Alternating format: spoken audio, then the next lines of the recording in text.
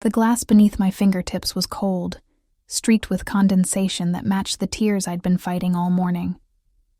I hummed softly, an old lullaby my mother used to sing, as I wiped circles into the massive windows overlooking the city. 6 months of cleaning mansions for Chicago's elite, and this penthouse still intimidated me more than any other. "You missed a spot."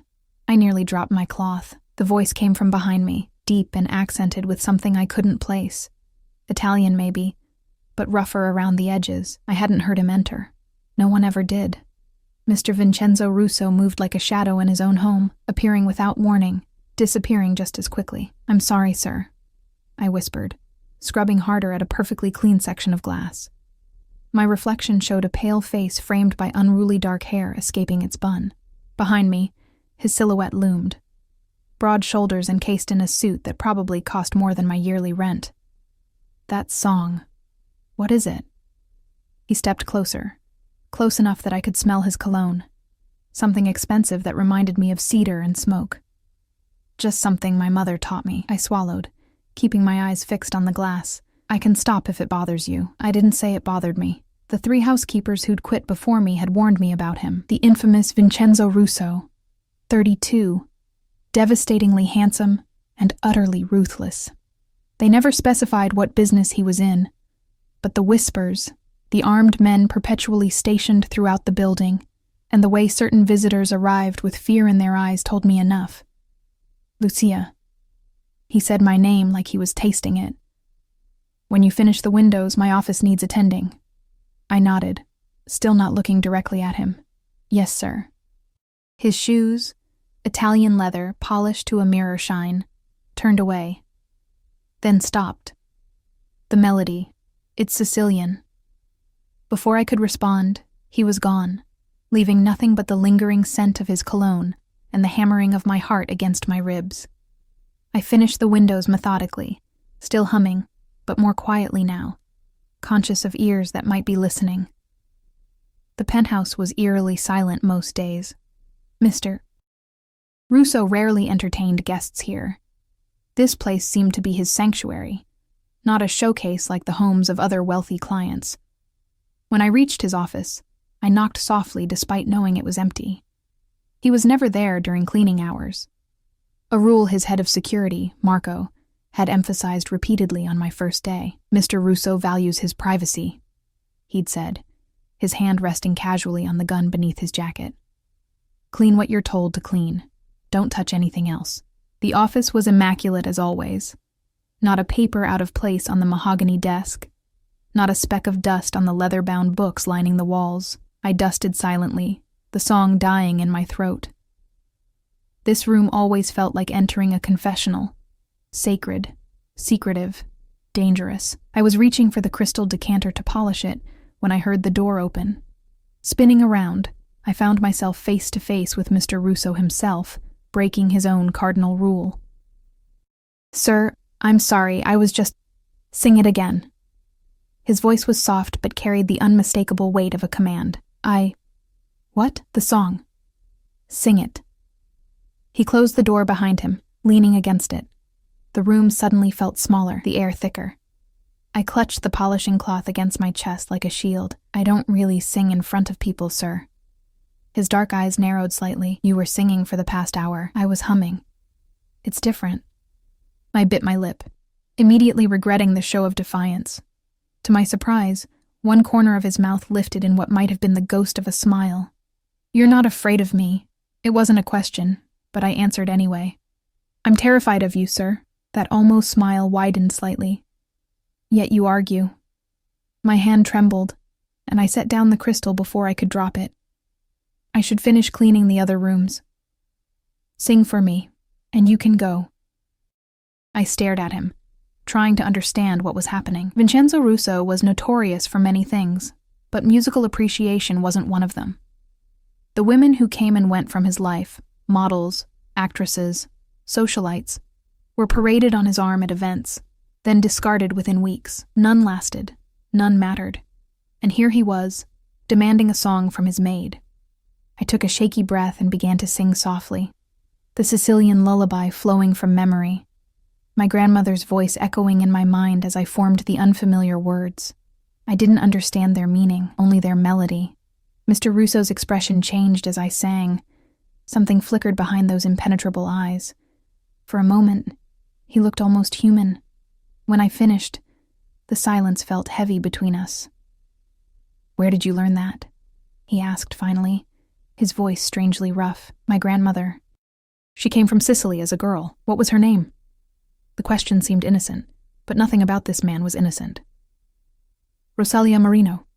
Something dangerous flashed across his face. "From which part of Sicily? Palermo, I think. Why?" He straightened, adjusting his cufflinks, gold, emblazoned with what looked like a family crest. "You may go, Lucia. Return tomorrow as usual."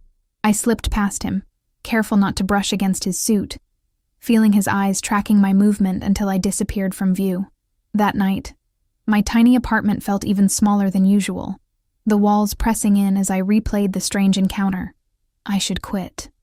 Every instinct screamed it, but quitting meant no rent money, no medication for my younger brother's chronic illness, no chance of saving for his college fund. My phone rang at 11:47 p.m., an unknown number lighting up the screen. "Hello?" I answered cautiously. "Miss Marino." Not a question. The voice belonged to Marco, Mr. Russo's security chief. "Your services are required tomorrow evening, a private event. Mr. Russo specifically requested you." My stomach dropped. "I don't do events. I'm just the regular house cleaner." "This is not a request," Marco stated flatly. "A car will collect you at 7. Wear something appropriate." The line went dead before I could argue. I called my regular agency supervisor immediately, hands shaking. "Lucia? Honey, this is actually good news," she said, sounding relieved. "Mr. Russo has gone through 5 housekeepers this year. If he's requesting you specifically, it means you're doing something right." "But I don't do events," I protested. "You do now. Whatever Mr. Russo wants, we accommodate."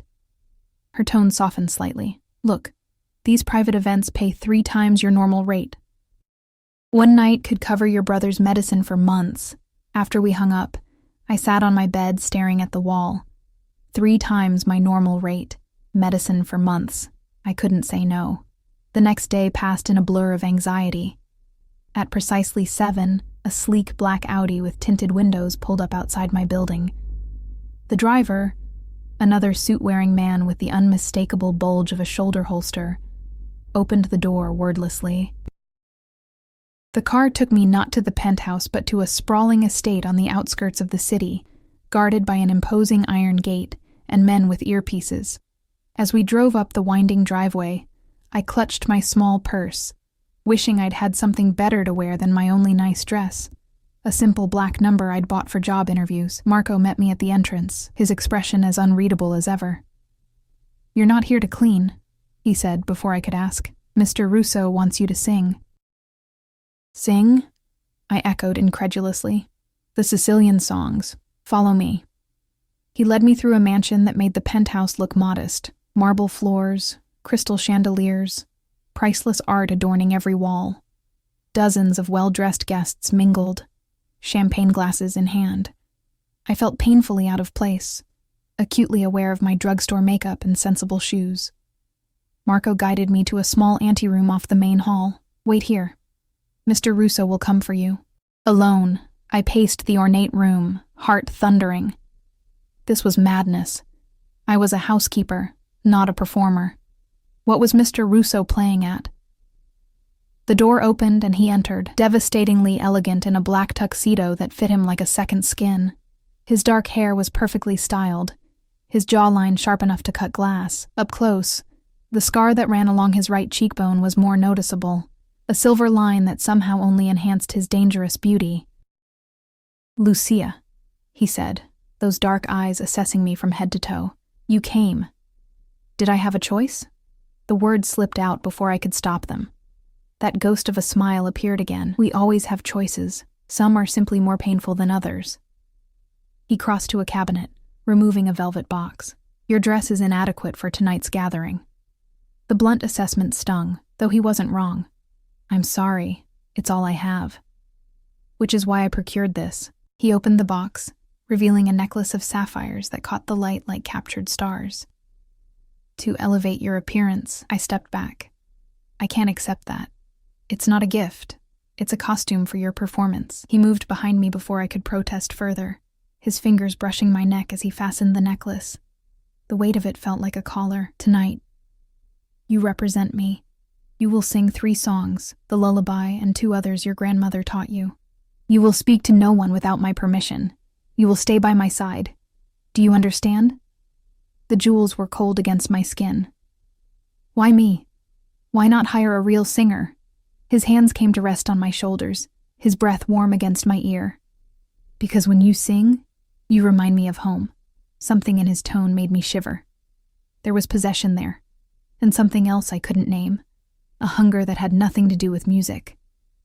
My grandmother would say the devil always misses heaven, I whispered. His laugh was low and without humor. Then she would be right about me. He turned me to face him, lifting my chin with one finger. One night, Lucia. Give me this one night, and your brother's medical bills disappear. Permanently. My blood froze. How do you know about my brother? I know everything about the people who enter my home. His thumb brushed my lower lip, the gesture strangely intimate. Do we have an agreement? I should have been terrified. I was terrified, but beneath the fear lay something else. A dangerous curiosity about the man behind the monster. We have an agreement. Good. He offered his arm. Remember, you're mine tonight. Play your part well. I took his arm, the sapphires heavy around my throat, and stepped into a world I never should have entered. A beautiful, treacherous world where Vincenzo Russo reigned supreme, and I was nothing but a songbird in a gilded cage. What I couldn't have known then was that the cage door would soon close behind me, trapping me in a game where music was merely the opening move, and my heart would become the ultimate prize. The ballroom fell silent when I began to sing. Standing beside a grand piano, jewels I didn't own adorning my throat, I closed my eyes and let my grandmother's songs fill the cavernous space. The first notes trembled, betraying my nerves, but then something strange happened. The music carried me away from the watching eyes, the evaluating whispers, the heavy presence of Vincenzo Russo observing from the front row. I sang of the sea and the mountains of Sicily, of love lost and found, of a homeland remembered only in stories. When I finished the 3rd song, the silence hung for a heartbeat before applause erupted. Polite, appreciative, surprised. Vincenzo appeared at my side immediately, his hand settling at the small of my back, fingers splayed possessively. You exceeded expectations, he murmured, guiding me through the crowd of guests who parted before him like water breaking around stone. Who is your charming companion, Vincenzo? A silver-haired man stepped forward, his smile not reaching his calculating eyes. I don't believe we've been introduced. Lucia Marino, Vincenzo answered smoothly. A family connection, recently returned from abroad. The lie rolled off his tongue so easily it made me wonder how many others he'd told. The older man's eyes narrowed slightly, evaluating me with newfound interest. Marino. From Palermo, perhaps. His Italian accent was more pronounced than Vincenzo's. Before I could answer, Vincenzo's grip tightened imperceptibly against my back. Lucia doesn't discuss family matters, Salvatore. Surely you understand. The warning in his tone was unmistakable. Salvatore inclined his head slightly, a gesture of deference that seemed at odds with the challenge in his eyes. Of course. Family is everything. He kissed my hand, holding it a moment longer than necessary. Your voice is a gift, Miss Marino. Perhaps you might sing for my gathering next month. Lucia's schedule is quite full, Vincenzo interjected. If you'll excuse us. He steered me away, his posture rigid. Once we were safely across the room, he leaned close, lips brushing my ear. You don't speak to Salvatore Catalano. Ever. Do you understand? I nodded, trembling slightly at the intensity in his voice. Who is he? A business associate. His answer revealed nothing. Someone who would use anything or anyone to gain advantage. Use me how? I asked. His dark eyes studied my face. You really have no idea who your grandmother was, do you? Before I could press him further, a stunning woman in a red dress approached, sliding her arm through Vincenzo's with practiced familiarity. "There you are, darling. I've been looking everywhere." She gave me a dismissive glance before focusing entirely on him. "Your father was asking for you, Sophia." His voice cooled several degrees. "I wasn't aware you were invited tonight."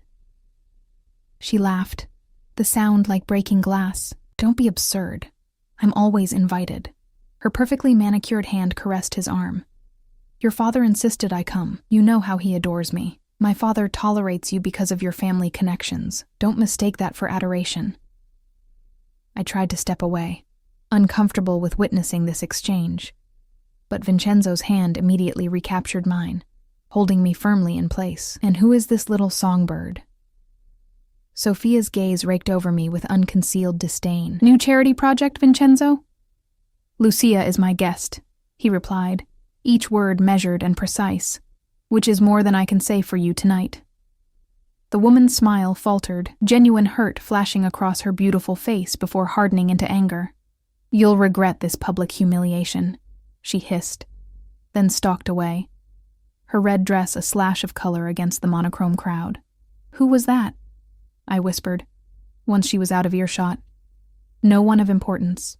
He guided me toward a set of French doors leading to a garden terrace.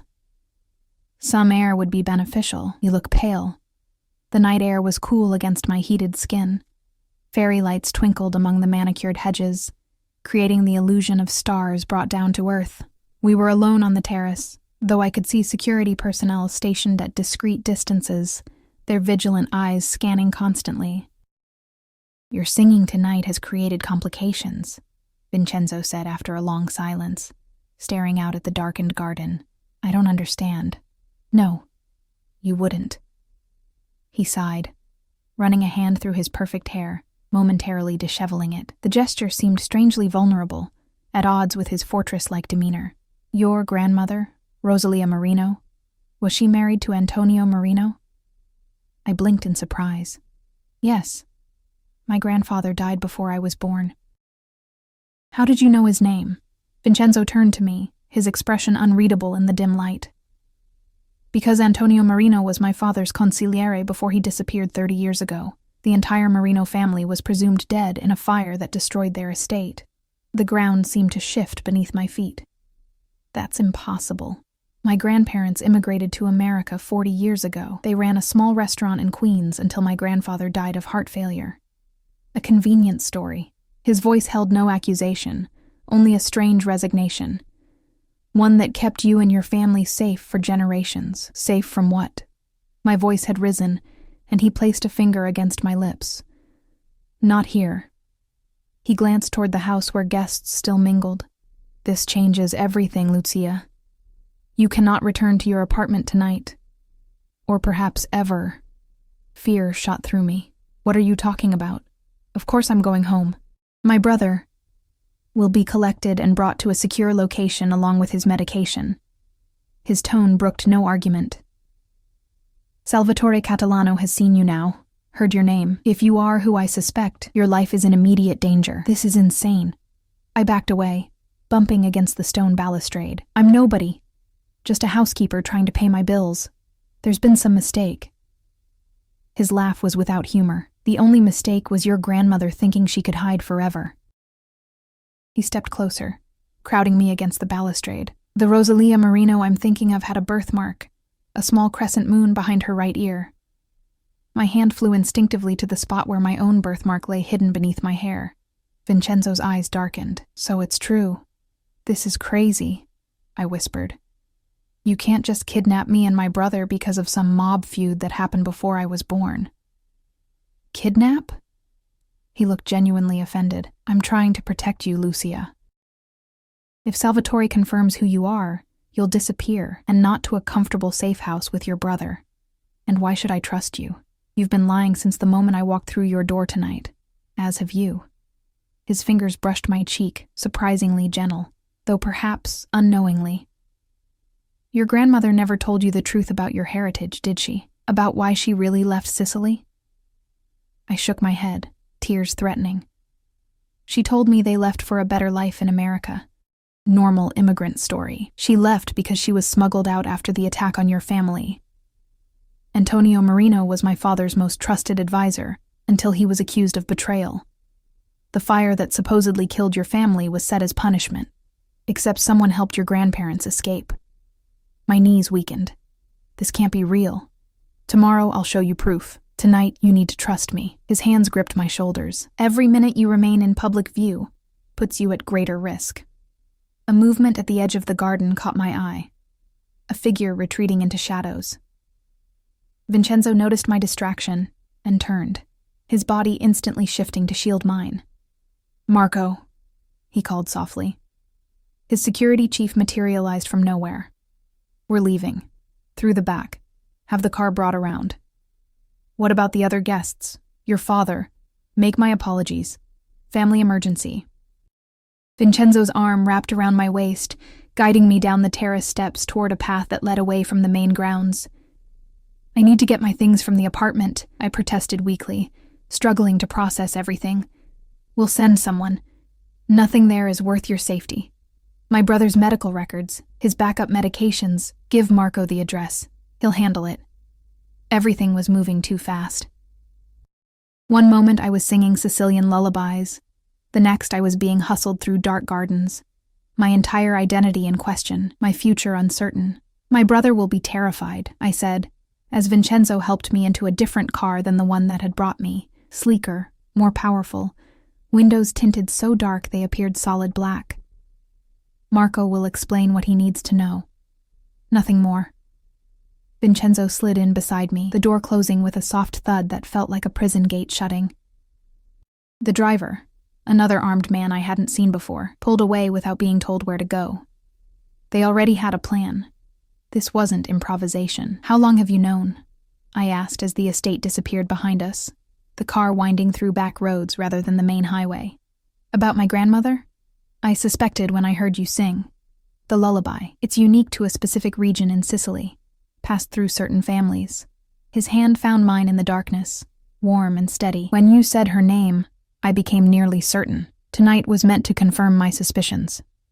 By parading me in front of your enemies. By giving Salvatore enough rope to hang himself." His thumb traced circles on my palm. He recognized the name immediately. "Did you see his reaction?" I nodded slowly, remembering the sudden alertness in the older man's eyes. "By tomorrow, he'll have confirmed his suspicions. By tomorrow night, he would have sent someone for you." Vincenzo's grip tightened. I had to move first. Why would he care about me? What possible threat could I pose?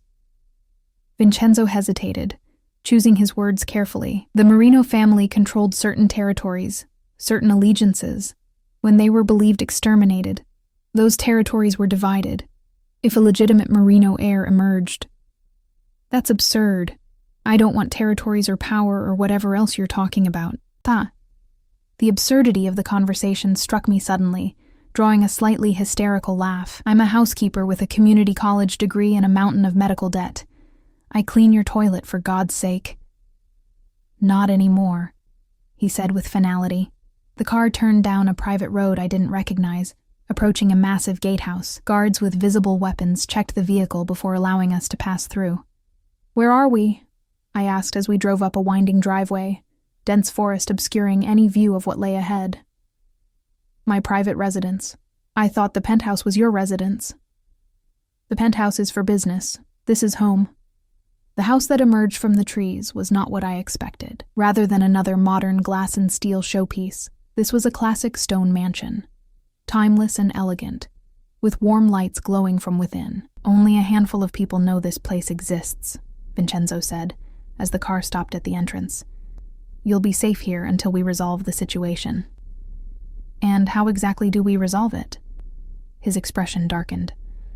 "First, we confirm your identity beyond any doubt.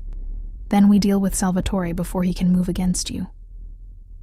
"Deal with him how?" I asked, though I feared I already knew the answer. Vincenzo didn't respond, simply exiting the car and extending his hand to help me out. The night air was cooler here outside the city, carrying the scent of pine and distant water. An elderly woman waited at the entrance, her severe expression softening when she saw Vincenzo. "You're late," she chided in heavily accented English. The boy arrived 20 minutes ago. He's quite upset. Matteo's here? I pushed past Vincenzo, rushing toward the door. Where is he? Your brother is in the East Wing guest room, the woman said. I've given him something to help him sleep. The journey was stressful for him. I rounded on Vincenzo. You drugged my brother? Mrs. Gallo gave him a mild sedative at his request. Vincenzo replied calmly. He was having difficulty breathing from anxiety. The medication was his own. The fight drained out of me. I need to see him. Mrs. Gallo, whom I assumed was some kind of housekeeper, nodded. I'll take her. The boy should have a familiar face when he wakes. Thank you, Sophia. Vincenzo touched the older woman's shoulder with unexpected affection. Please show Miss Marino to her brother, then to her room. I have calls to make. As Sophia led me through the house, a place of old-world elegance, all rich woods and tasteful antiques, I glanced back to see Vincenzo watching me go. His expression troubled in a way I hadn't seen before. For the first time, I wondered if perhaps he was as trapped in this situation as I was, caught in a legacy neither of us had chosen. I found Matteo sleeping peacefully, his breathing equipment set up precisely as it was at home, his medications arranged neatly on the nightstand. Someone had even brought his favorite pillow and the worn stuffed bear he'd had since childhood, the one he claimed he kept ironically, but couldn't sleep without. Sinking into a chair beside his bed, I brushed his dark hair from his forehead, so similar to mine, to our grandmother's. Was there truth to Vincenzo's wild claims? Were we really descendants of some Sicilian crime family? The idea seemed ludicrous, yet the speed and efficiency with which Vincenzo had uprooted our lives suggested resources and motivations beyond a simple case of mistaken identity. Your room is across the hall, Sophia said quietly from the doorway. There are clothes in the closet that should fit. If you need anything during the night, press the intercom button. Someone is always on duty. We're prisoners here, aren't we? I asked, not looking away from my sleeping brother. The old woman clicked her tongue.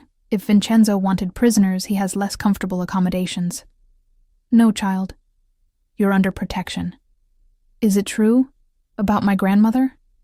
Sophia hesitated, her weathered face revealing conflict. It's not my story to tell, but I will say this. When Vincenzo mentioned your name tonight, I knew immediately. You have her eyes. Her spirit, too, I think. You knew my grandmother. Get some rest, she said, ignoring my question. Tomorrow will bring many revelations. You'll need your strength.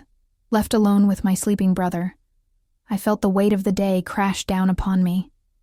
In the span of 24 hours, I'd gone from anonymous housekeeper to... What? Heir to some criminal enterprise? Target of a blood feud? Protected asset of Vincenzo Russo? A man I barely knew yet who claimed to know everything about me? I crossed to the window, looking out at moonlight silvering the tops of pine trees. Somewhere beyond them lay Chicago, my apartment, my normal life. A life I suddenly feared might be gone forever, replaced by one where Sicilian lullabies were dangerous, birthmarks were identifying marks, and dark-eyed men with scars guarded you while simultaneously holding you captive. What troubled me most as I prepared for sleep wasn't the danger or the uncertainty.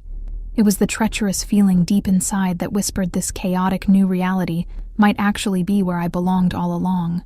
Morning arrived with sunlight streaming through unfamiliar curtains and the disorienting moment of waking in a strange place. For a few seconds, I couldn't remember where I was. Then everything flooded back. The singing, Vincenzo's revelations, the hasty escape, Matteo being brought here. I sat up, finding myself in silk pajamas I didn't remember putting on. The bedroom was spacious and elegant, decorated in shades of cream and blue. A soft knock at the door made me pull the covers higher. Come in, I called cautiously. Sophia entered carrying a breakfast tray. Good morning, child. I've brought you something to eat. Your brother is already awake and having breakfast in the garden. He seems much calmer today. Relief washed over me. Thank you. I'll get dressed and join him. There's no rush. Mr. Russo had to leave early this morning on urgent business. He asked that you make yourself comfortable and said he would return by afternoon with information you'll want to see. She set the tray across my lap. The bathroom through that door has everything you'll need. Clothes in your size are in the closet. After she left, I examined the breakfast. Fresh berries, yogurt, delicate pastries, coffee in a silver pot. Food for a guest, not a prisoner.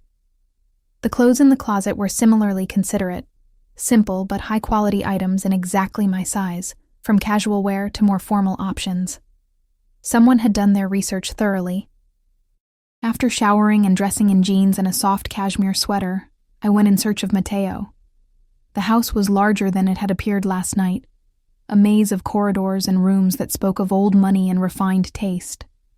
Nothing flashy or ostentatious like I'd imagined a Mafia boss would prefer. I found my way to a sun-drenched garden where Mateo sat at a wrought iron table, looking remarkably at ease for someone who'd been essentially kidnapped the night before. "Lucia!" He waved, his face lighting up.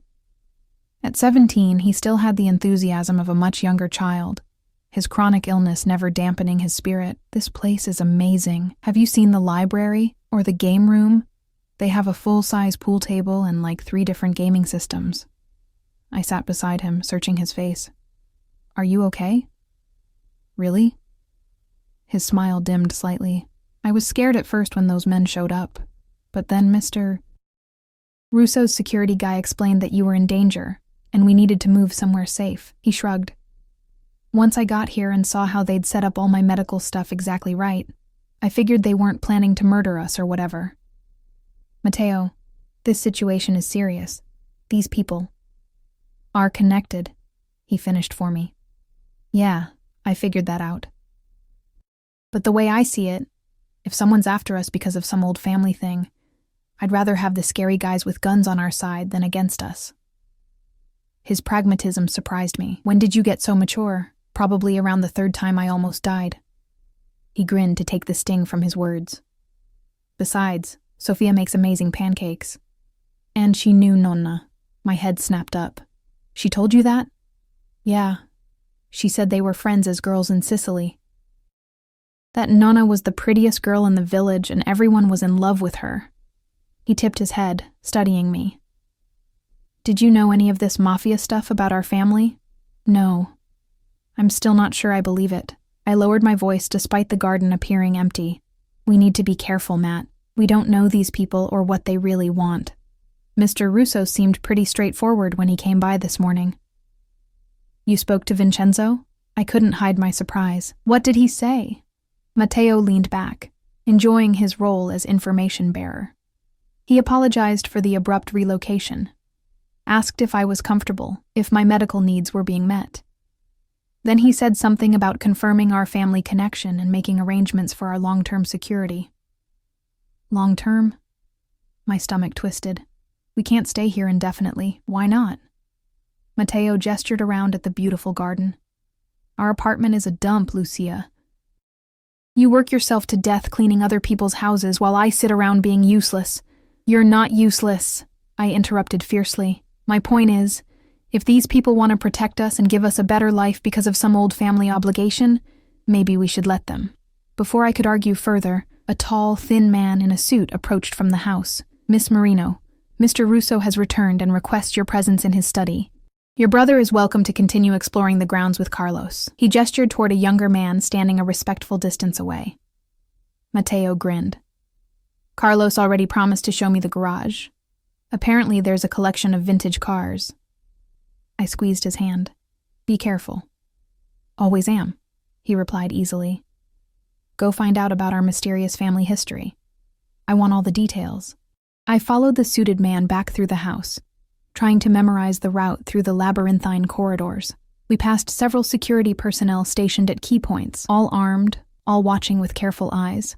The study was a warm space of leather and mahogany, walls lined with books, a massive desk dominating one end. Vincenzo stood gazing out a window, his broad shoulders tense beneath his tailored shirt. He turned when I entered, his dark eyes immediately finding mine. "You slept well?" he asked, dismissing the man who had escorted me with a nod, "as well as can be expected when you've been told your life is a lie and you're in mortal danger." His mouth quirked slightly. "Fair enough." He gestured to a seating area near a fireplace. "Please sit. What I have to tell you will take some time." I perched on the edge of an armchair, refusing to sink into its comfortable embrace. "Before you start, I need to know how long you intend to keep us here." "That depends on several factors." He sat opposite me, his posture relaxed despite the tension in his eyes. including how you respond to what I'm about to show you." He placed a leather portfolio on the table between us. These documents were in my father's private safe. They concern the Marino family, your family, and the events that led to their supposed extinction 30 years ago. With hesitant hands, I opened the portfolio. Inside were photographs, letters, newspaper clippings, all in Italian, some yellowed with age. One photograph showed a large family gathered on the steps of a villa, perhaps 20 people of various ages. "That was taken at the Marino estate in Palermo, 1989, Vincenzo said softly. "The last family gathering before the attack." My eyes scanned the faces, stopping abruptly on a young woman at the edge of the group. Even in the faded photograph, I recognized her, my grandmother, at least 40 years younger, beautiful and vibrant. Beside her stood a handsome man with his arm around her waist, and in her arms. "Is that my mother?" I whispered, touching the image of a toddler with dark curls. Vincenzo nodded. "According to the records, your mother was 2 years old when this was taken. Elena Marino." My throat tightened. My mother had died when I was 8. Matteo just a baby. She'd never spoken of Sicily or family history, or if she had, I was too young to remember. "What happened to them?" I asked, turning to the newspaper clippings. "Antonio Marino, your grandfather, was my father's consigliere, his most trusted advisor. There was a conflict with the Catalano family over territory and influence. Salvatore's father, Dominic, accused Antonio of betraying family secrets, of working with the authorities." Vincenzo's voice remained steady, reciting history. "My father didn't believe the accusations, but others in the organization did. One night, while most of the family was gathered for dinner, the Marino estate was attacked. A fire was set, and guards posted to ensure no one escaped. I stared at a newspaper headline announcing the tragedy. Mafia family perishes in blaze, suspected vendetta. 23 people died," Vincenzo continued.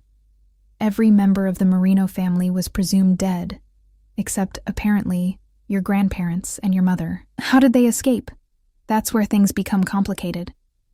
He leaned forward, his eyes intent on mine. "According to my father's private journal, he helped them escape. He never believed Antonio was a traitor. He arranged false documents, passage to America, new identities. My father kept the secret his entire life. Told no one, not even me. I only discovered the truth after his death last year. I struggled to process what he was telling me.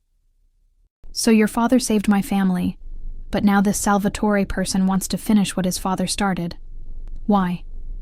After all this time? Because of what your grandfather possessed." Vincenzo removed a folded piece of parchment from the portfolio. "This is a map of the old territories in Sicily. The Marino family controlled key access points, ports, transportation routes. When they disappeared, those territories were divided among the remaining families. The Catalanos received the lion's share. I still don't understand what this has to do with me or Matteo. We know nothing about territories or family businesses. We're Americans. We've never even been to Sicily. Under the old codes, blood matters. A legitimate Marino heir could make claim to those territories, especially with documentation proving the betrayal was fabricated." His expression hardened. "When Salvatore heard you sing those family songs, saw your resemblance to your grandmother, heard the name Marino, he recognized the threat immediately. But I don't want any of this." I stood, pacing the room. "I'll sign whatever documents renouncing any claims. We can leave the country. Just let us go back to our normal lives." Vincenzo laughed without humor. "There's no going back, Lucia. Salvatore already has men searching for you. Your apartment was watched all night. Your former life has ended." The finality in his tone made my knees weak. I sank back into the chair. "What does this mean for us? For Matteo? It means you have choices to make." Vincenzo stood, moving to a cabinet and pouring 2 glasses of amber liquid. He handed one to me. "Drink. It helps." I took a sip, the whiskey burning a path down my throat. "What choices?" "First, we need to confirm your identity beyond doubt. DNA testing, comparison of your birthmark with family records. Once confirmed, you have 3 options." He counted them off on his fingers. 1. We create new identities for you and your brother, move you somewhere remote, provide financial support but otherwise sever all connections. You would never be able to contact anyone from your past life again. The thought of disappearing completely made my chest tighten. Option 2. You formally renounce any claim to Merino territories or assets, but remain under my protection here in Chicago. You would have restricted movement, security at all times, but some semblance of a normal life. I took another sip of whiskey. And the third option? Vincenzo's eyes met mine, dark and intense. You claim your birthright, take your place as head of the Merino family, with all the power and danger that entails. I would stand as your ally, combining our family's strengths against the Catalanos. A startled laugh escaped me. You can't be serious. Me? Head of a Mafia family? I don't know the first thing about whatever it is you people do. You would learn. His voice was quiet but certain. You have more natural authority than you realize, Lucia. I've watched you. You're intelligent, adaptable, fiercely protective of those you love. Those are the qualities that matter. And what would you get out of this alliance? I asked suspiciously. Expanded influence. Legitimacy for reclaiming territories that should never have gone to the Catalanos. And... He hesitated, an unfamiliar uncertainty crossing his features. The resolution of a debt my father felt he owed yours. He believed until his death that he should have done more to save the entire family, not just your grandparents. I set down my glass, my head spinning with implications. I need time to think, to talk to Matteo. Of course. Take today to consider. Tomorrow, we begin the verification process. He stepped closer, too close for comfort. But know this, Lucia, whatever you decide, you're under my protection now. No one will harm you or your brother while I draw breath. The intensity in his declaration made my pulse quicken. Why do you care so much? Is this really just about old family debts and business territories? Vincenzo's hand reached out, fingers brushing a strand of hair from my face with surprising gentleness. Perhaps I see something of myself in you. Someone thrust into a world they didn't choose, forced to adapt quickly to survive. His touch lingered at my cheek. Or perhaps I simply can't bear the thought of that voice of yours being silenced. The intimacy of the moment was shattered by a sharp knock. Marco entered without waiting for a response, his expression grave. Sir, we have a situation. Salvatore Catalano is requesting a meeting. He claims to have information about unauthorized activities in our territory. Vincenzo's expression hardened instantly, the vulnerability I'd glimpsed vanishing behind a mask of cold authority. Tell him I'll meet him at the club at 8. Standard security protocols. Marco nodded, his eyes flickering briefly to me before he left. Vincenzo turned back, his demeanor transformed into the dangerous man I'd first encountered. I need to handle this. Sophia will show you back to your brother. He moved toward his desk. Stay within the grounds today. The security team has orders to keep you safe, even from yourself if necessary. What will you tell Salvatore about me? I asked. Nothing. Let him wonder. A predatory smile crossed his face. Fear of the unknown is a powerful weapon, Lucia. Right now, he doesn't know if you're truly a Merino heir or simply a coincidence. That uncertainty will make him careless. And if he threatens you? Vincenzo looked surprised by my concern. Then he will learn why no one has successfully moved against me in the decade since I took control. He gestured toward the door. Go. Find your brother. Consider your options carefully. I paused at the threshold. The songs my grandmother taught me. What do they really mean? Why are they so important? They're not just lullabies, he answered. They're coded messages, passed through generations, ways to identify true family members. The one you sang first contains the location of documentation that could prove the Catalano conspiracy against your grandfather. He smiled slightly. Your grandmother was cleverer than anyone knew, hiding the family's most valuable secret in a child's song. As Sophia led me back through the house, my mind raced with impossible choices. By nightfall, I needed to decide not just my future, but Matteo's as well, a future that could involve hiding forever, living under constant protection, or embracing a legacy of power and danger I never knew existed. What troubled me most wasn't the choice itself, but the realization that part of me, a part I'd never acknowledged, was drawn to the third option. To power. To belonging.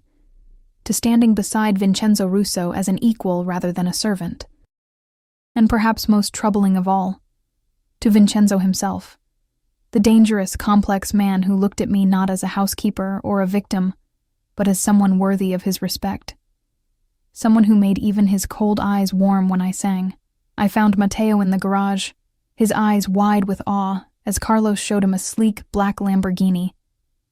My brother's face was flushed with excitement, more animated than I'd seen him in months. He barely noticed my arrival, too entranced by the exotic cars surrounding him. "Can I sit in it?" he asked Carlos, who looked to me for permission. I nodded, watching my brother carefully lower himself into the driver's seat, his hands reverently caressing the steering wheel. "This is insane, Lucia," he called. "Mr. Russo said I could learn to drive when I'm feeling stronger, that he has a closed course on the property." The casual way he referenced Vincenzo sent a chill through me.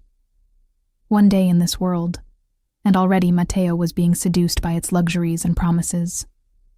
"We need to talk," I said, trying to keep my voice light. "Privately." Reluctantly, he extracted himself from the car and followed me outside to a stone bench overlooking a koi pond. The property was even more extensive than I'd realized, stretching for what seemed like acres in every direction, ringed by dense forest and high walls. "So what's the verdict?" Matteo asked once we were alone. "Are we secret Mafia royalty or what?" I showed him the photograph of our grandparents and mother, watching his face as he studied it.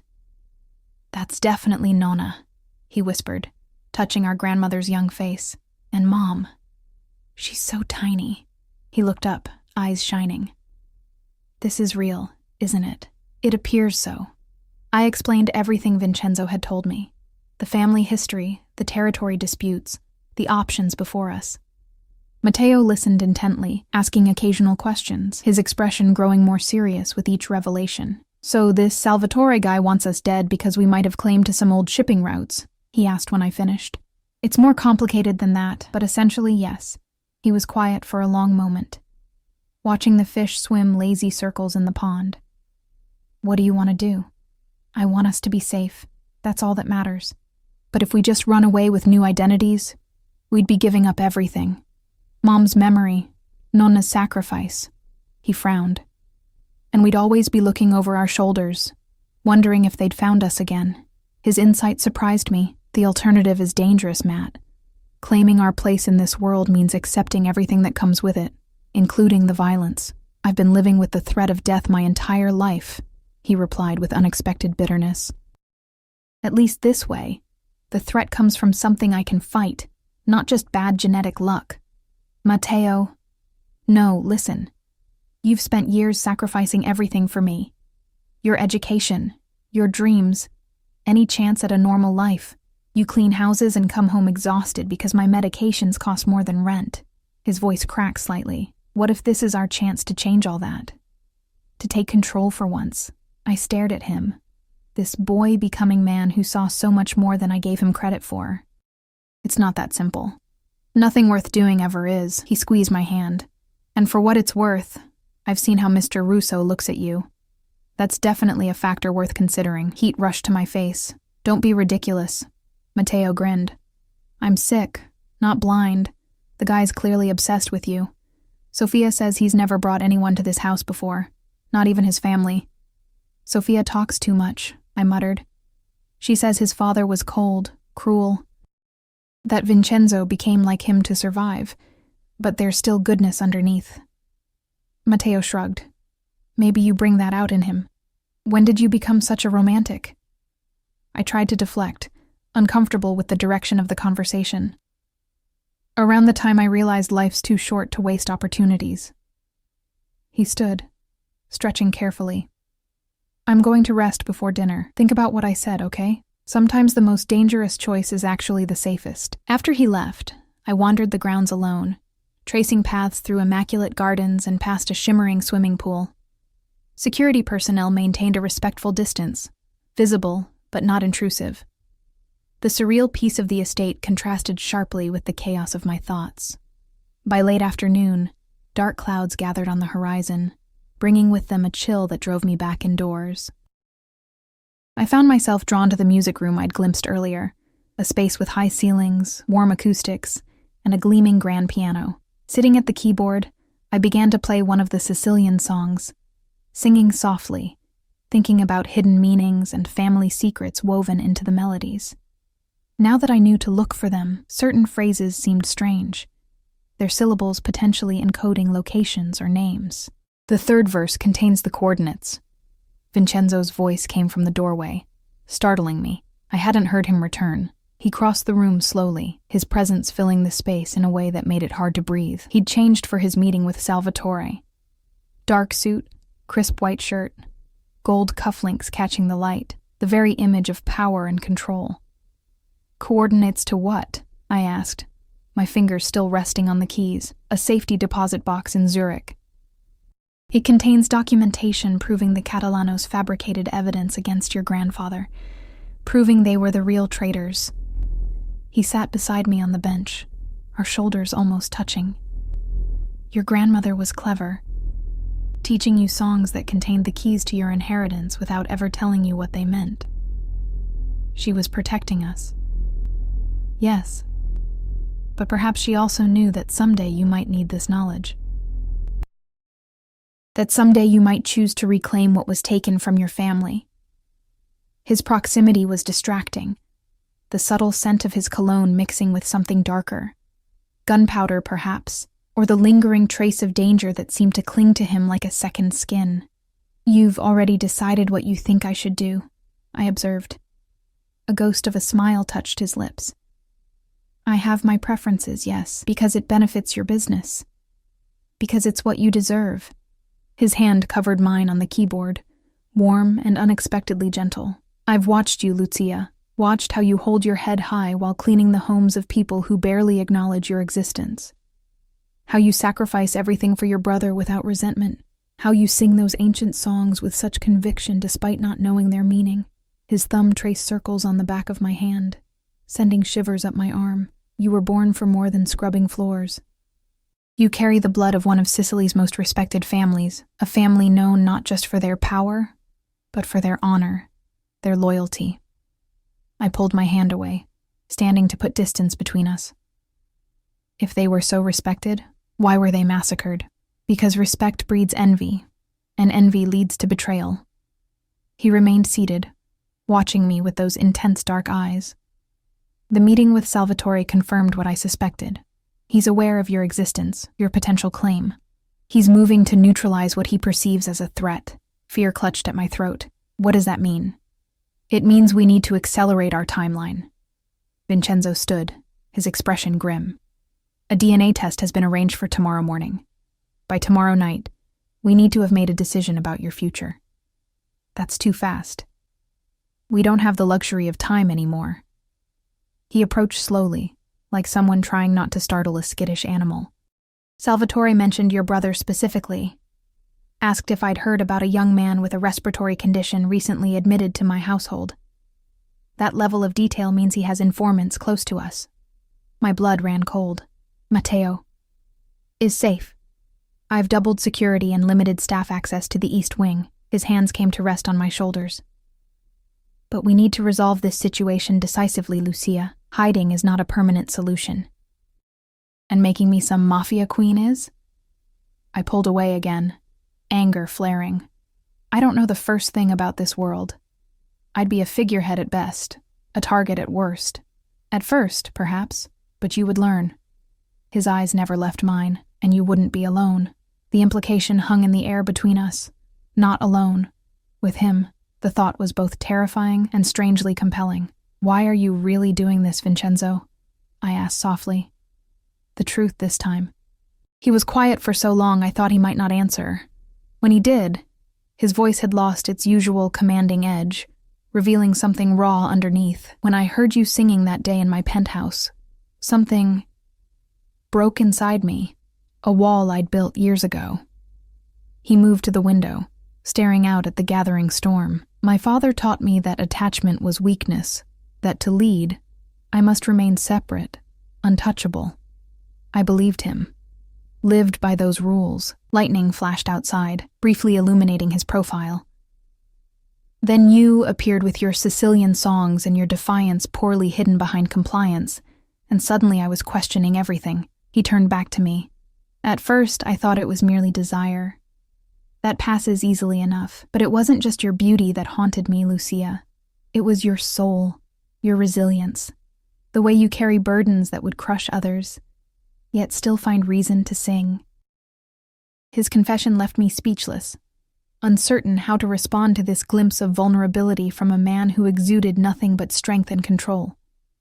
When I discovered your potential connection to the Marino family, it seemed like fate, he continued, moving closer again. A chance to right historical wrongs while protecting something precious. I'm not a thing to be protected, I managed finally, though my voice trembled. Or possessed. No, you're not. His hand lifted to my cheek, thumb brushing across my skin. You're a force to be reckoned with, Lucia Marino. One I would rather have beside me than anywhere else. The tension between us was electric, his face inches from mine, eyes dark with an emotion I was afraid to name. For a moment, I thought he might kiss me.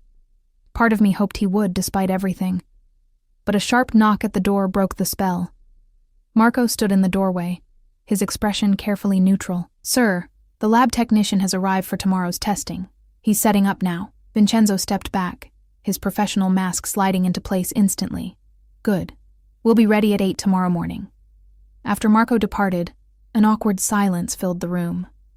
The intimate moment had passed, leaving confusion and uncertainty in its wake. You should rest, Vincenzo said finally. Tomorrow will be consequential. I nodded, already turning to leave, when his voice stopped me again. Lucia. Something in his tone made me look back. Whatever you decide, know that my offer of protection stands regardless.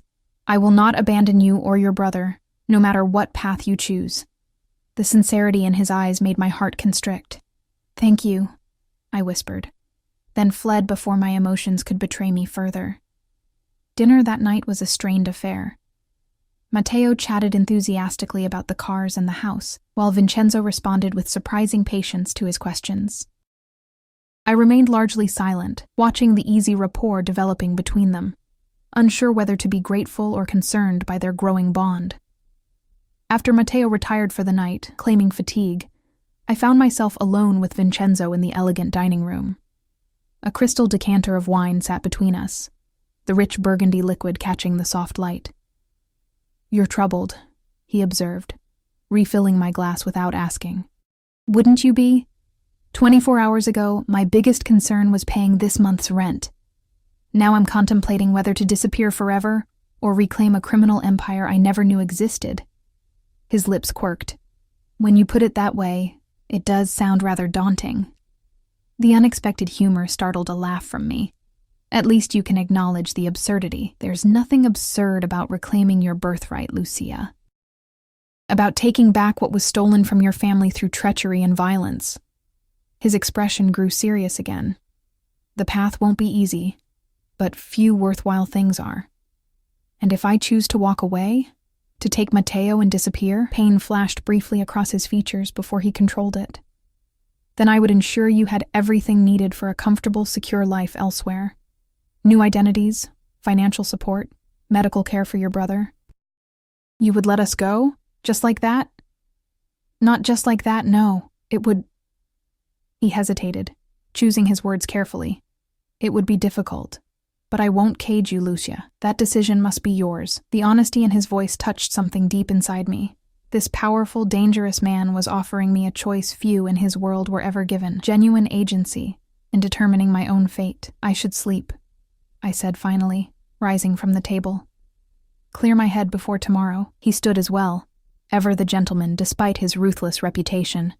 Of course. Sleep well, Lucia. As I walked past him toward the door, his hand caught mine, stopping me. The touch was light, but it sent electricity coursing through me. For what it's worth, he said quietly. I believe you already know what you want. You're simply afraid to acknowledge it.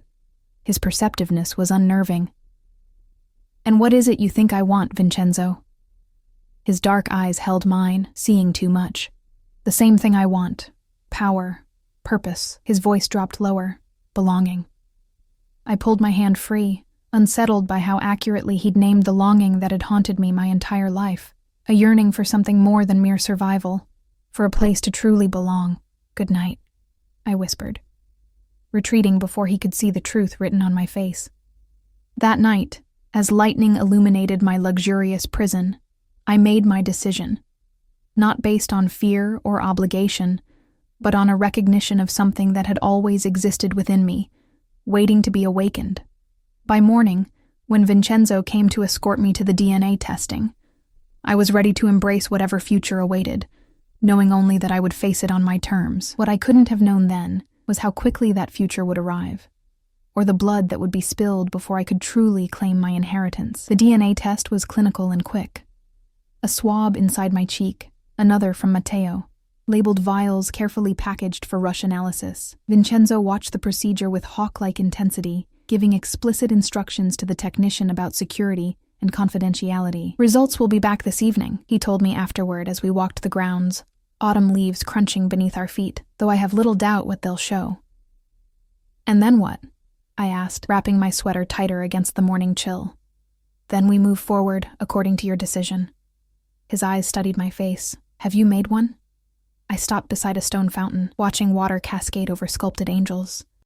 If I choose to claim my birthright, as you call it, what exactly would that entail, practically speaking? Something like hope flickered across his features. A formal announcement to the families.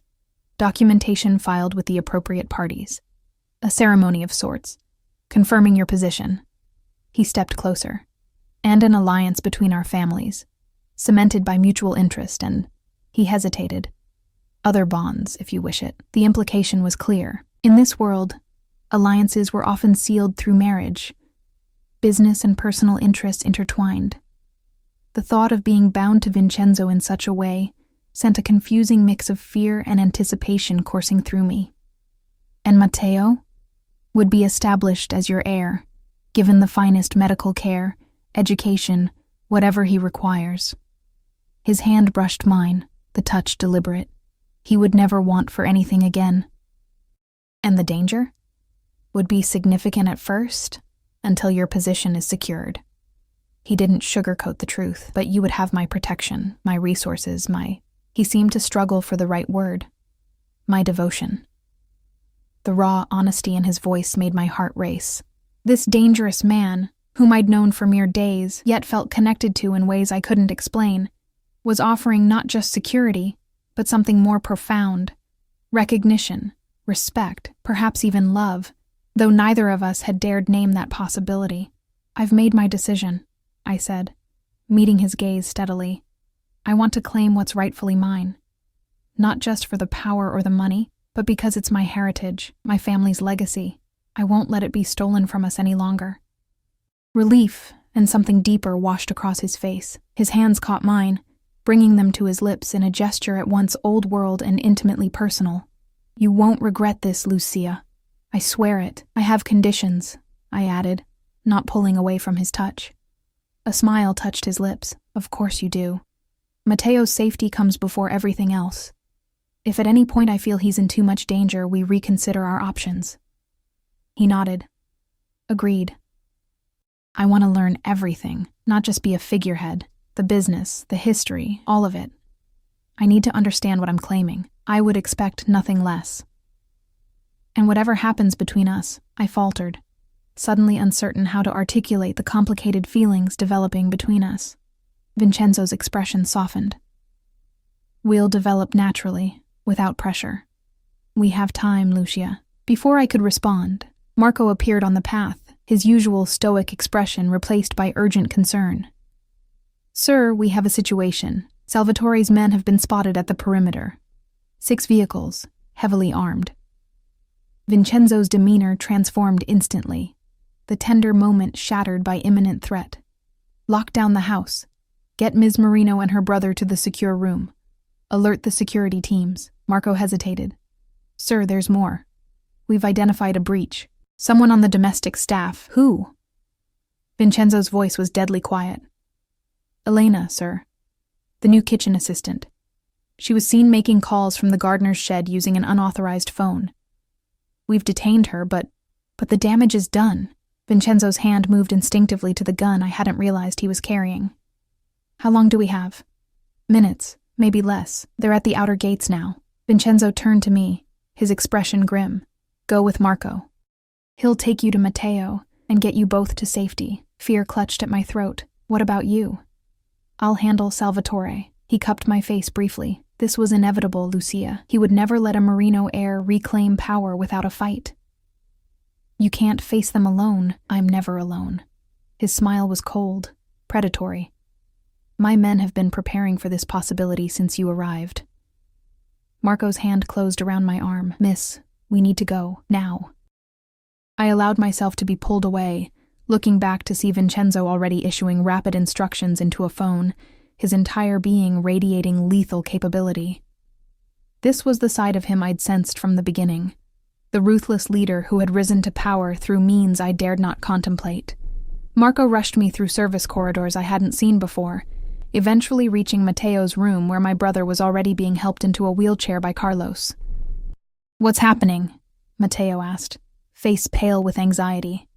Security breach, Marco replied tersely, leading us to a wooden panel that slid open to reveal a hidden elevator. Stay quiet and follow instructions. The elevator descended silently, opening into a concrete corridor that led to a reinforced door with both electronic and mechanical locks. Marco input a code, turned a key, then ushered us into what appeared to be a luxury bunker. Sleeping quarters, supplies, communications equipment, even a medical area. You'll be safe here, he said, checking the monitors displaying security camera feeds from around the property. These walls are reinforced concrete and steel. Ventilation is independent and secure. On the screens, I could see men taking positions throughout the house and grounds, weapons ready. Another monitor showed vehicles approaching the main gate, black SUVs with tinted windows. I need to be upstairs, Marco said, moving toward the door.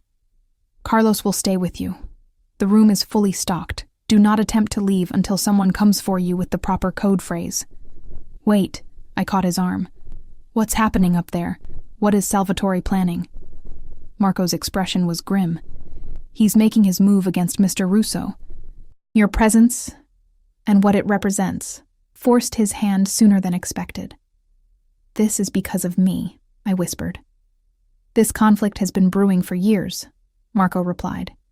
You were just the catalyst. He checked his weapon. Stay here. Stay safe.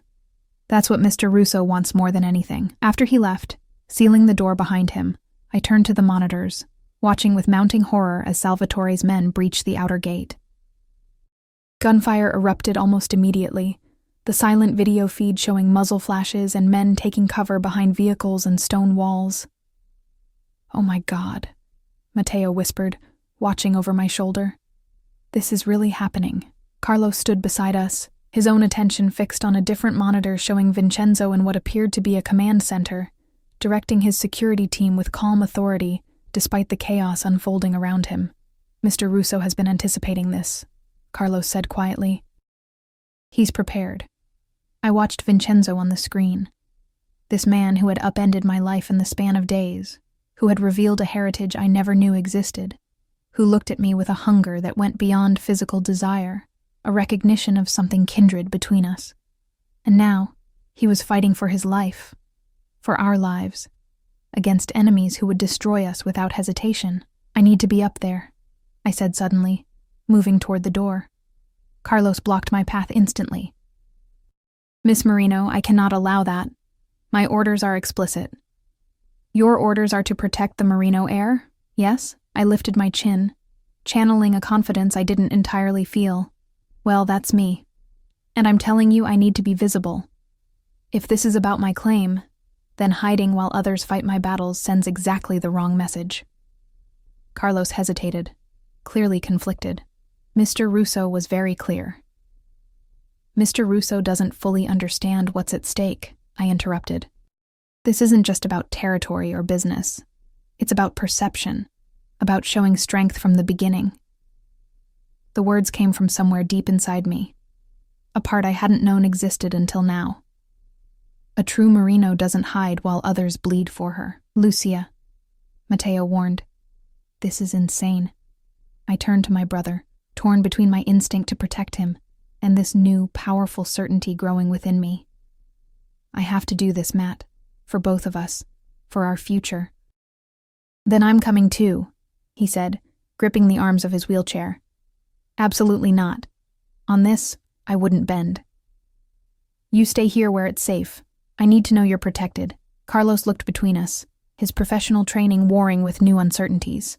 Miss Marino, I cannot guarantee your safety upstairs. I understand. I straightened my shoulders. But I'm going, with or without your help. Better with, I think. After a tense moment, he nodded reluctantly. I'll take you to the secondary command center. It's secure, but will allow you to be seen by the right people at the right time. He turned to Matteo. I'm leaving 2 men with you. They'll protect you with their lives. The journey back upstairs was tense. Carlos checking each corridor before allowing me to proceed, his weapon drawn and ready. The sounds of conflict grew louder as we ascended. Shouted commands, occasional gunfire, the distant wail of sirens. The secondary command center was a fortified room with bulletproof windows overlooking the main driveway. From here, I could see Salvatore's men engaged with Vincenzo's security team, a standoff developing near the main entrance. In the center of the room, Vincenzo stood surrounded by lieutenants, his face cold with focused rage as he directed their movements. He looked up when we entered, shock and then fury crossing his features. What the hell is she doing here? I gave explicit orders. It was my decision. I interrupted, stepping forward. My fight. My choice. Get her back downstairs. He snapped to Carlos. Now. No. I moved closer, matching his intensity. If Salvatore wants war because of me, then he should see exactly who he's fighting. I won't cower in a bunker while others die in my name. Vincenzo's jaw clenched, a muscle ticking in his cheek. This isn't a game, Lucia. These men will kill you without hesitation. I know that, but hiding won't change the target on my back. I met his gaze without flinching. You said I was born for more than scrubbing floors. Well, I was also born for more than hiding in safe rooms. Something shifted in his expression. Anger giving way to reluctant respect, perhaps even pride. You're either incredibly brave or incredibly foolish. Maybe both, I admitted. But I'm here. Use that. He studied me for a long moment before nodding once, sharply. Stay behind bulletproof glass. Do not approach windows without security. Follow every instruction immediately and without question. Understood? Understood. A call came through on the communication system, and one of Vincenzo's lieutenants answered. Sir, Salvatore is requesting direct communication. Says he wants to negotiate. Vincenzo's smile was wolfish. Put him through. The voice that filled the room was smooth, cultured, laced with an accent thicker than Vincenzo's. This unnecessary violence can end now, Russo. Simply hand over the Marino girl and her brother, and my men will withdraw.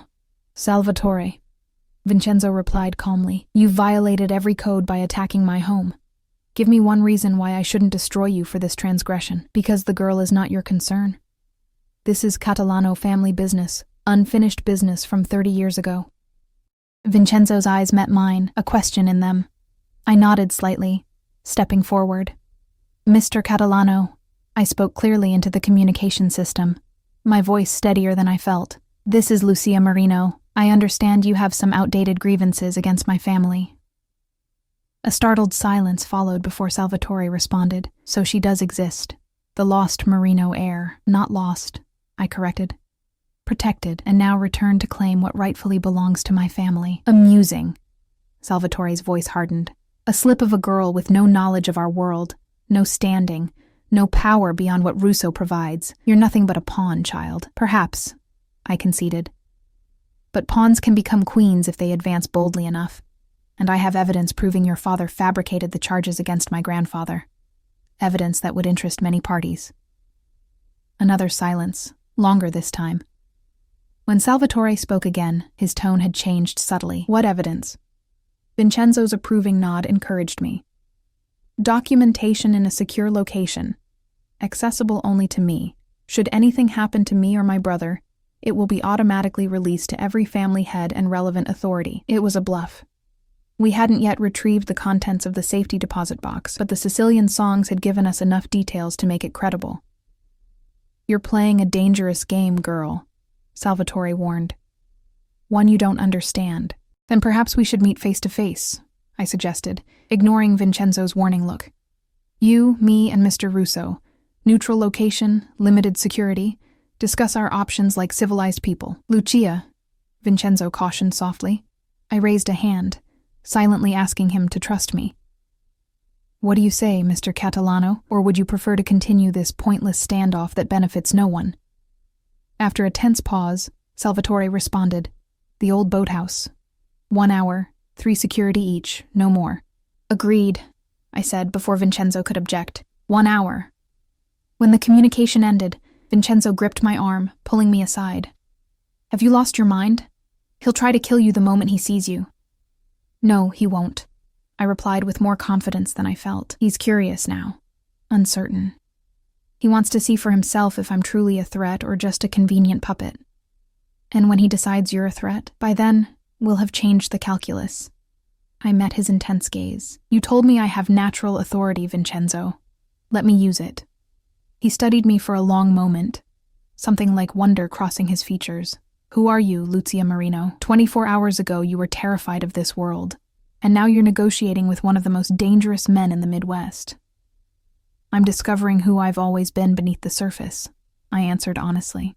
"Someone who won't let fear dictate her choices." His hand moved to my face, a tender gesture at odds with our surroundings. "If anything happens to you, it won't," I promised. "We'll face this together." The meeting at the boathouse was tense, electric with unspoken threats and calculations. Salvatore Catalano was older than I expected. Silver-haired and distinguished in an expensive suit, his eyes cold and evaluating as they took in every detail of my appearance. "You have her look," he said by way of greeting. Rosalia was a beauty in her day. "So I've been told," I replied, standing tall despite my racing heart. Vincenzo remained at my side, a dangerous presence radiating controlled violence. "Tell me about this evidence," Salvatore said, dispensing with pleasantries. "Documents proving your father planted information, bribed witnesses, manipulated the families into supporting his move against the Marinos." I kept my voice steady. "Enough to cast serious doubt on the Catalano claim to former Marino territories. Even if such evidence exists, the territories have been under Catalano control for decades. Possession is 9/10 of the law, as they say." "Perhaps," Vincenzo interjected. "But questions about legitimacy can be destabilizing, particularly with the commission." Salvatore's eyes narrowed. "You're backing her claim, then? Making this official? The Russo and Marino families were allies for generations before your father's treachery." Vincenzo replied coolly. "I'm simply restoring the natural order." "And what do you want, girl?" Salvatore asked me directly. "Money? Recognition? Or are you actually foolish enough to think you can step into this world and survive?" I met his gaze without flinching.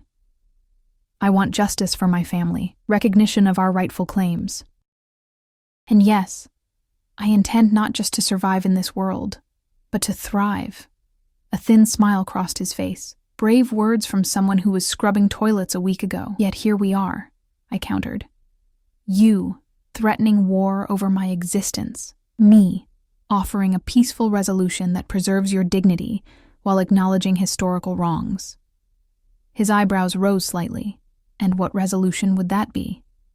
"Formal recognition of Marino family restoration. Return of our ancestral properties in Sicily. A percentage of revenue from the territories my grandfather controlled."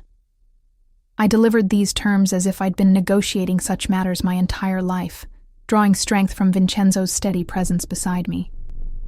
"In exchange, we don't pursue further claims or release the documentation publicly." Salvatore laughed, though it didn't reach his eyes. "You've coached her well, Russo." "She requires no coaching," Vincenzo replied. "Blood tells." The older man studied me for a long, uncomfortable moment. "And if I refuse these generous terms, then the evidence becomes public," I said simply. "Your family's reputation suffers irreparable damage, and you find yourself in conflict not just with the Russos, but with every family who believes they were manipulated 30 years ago." The threat hung in the air between us, its weight palpable. "I need verification," Salvatore said finally. "Proof of your identity. Proof this evidence exists. The DNA results will be available this evening," Vincenzo responded.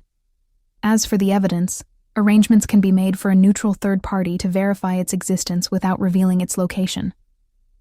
After further negotiation, tense moments where violence seemed just a heartbeat away, we reached a tentative agreement.